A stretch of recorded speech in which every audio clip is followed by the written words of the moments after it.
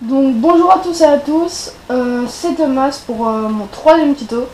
Et aujourd'hui on va voir un tuto sur comment créer sa propre lumière avec Optical Flare sur After Effects, forcément. Donc Optical Flare c'est un plugin payant. Vous devez soit le craquer, soit l'acheter. Et voilà. Donc je vais vous montrer ce que c'est la lumière. Excusez-moi, je suis malade, je suis un peu malade. Donc la lumière, vous pouvez voir, c'est ça en fait. La lumière avec l'effet et tout. Donc on va apprendre à créer une lumière carrément. Il y a des lumières déjà basiques fournies avec le plugin. Mais nous allons voir comment créer sa propre lumière à partir des éléments qu'il y a. Donc on va commencer par créer une composition. 5 secondes, ok. Et on va dans la composition créer un solide. Créer taille de la composition, ok. Allez, voilà. Vous pouvez le renommer ce que vous voulez.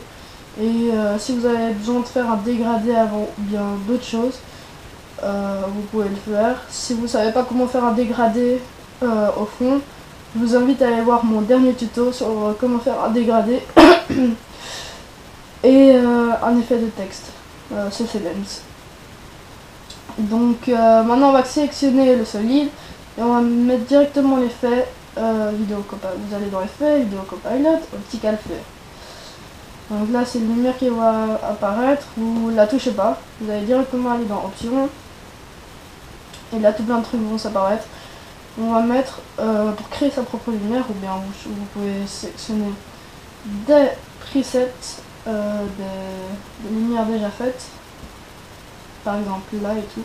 Donc vous allez mettre pour créer votre propre truc, vous allez mettre Clear All et Yes. Donc là il n'y a rien qui va apparaître, c'est normal. On va aller dans Lens Object et dans Basic ou Custom. Bon, moi je vais faire la base, je vais mettre Glow.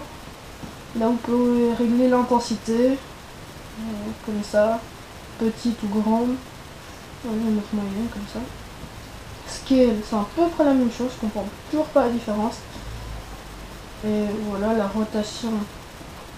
Ça c'est la rotation de la lumière, on voit pas très bien. Et maintenant c'est comme vous voulez, hein, vous sélectionnez vos propres choses que vous voulez. Moi je vais essayer Color Loop Hoop. Ah non, ça va en fait. C'est quand même pas trop mal. Donc vous réglez l'intensité, vous réglez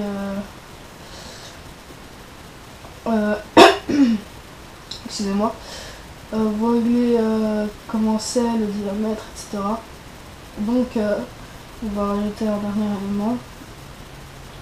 Vous faites vraiment comme vous voulez, je vous l'ai déjà dit.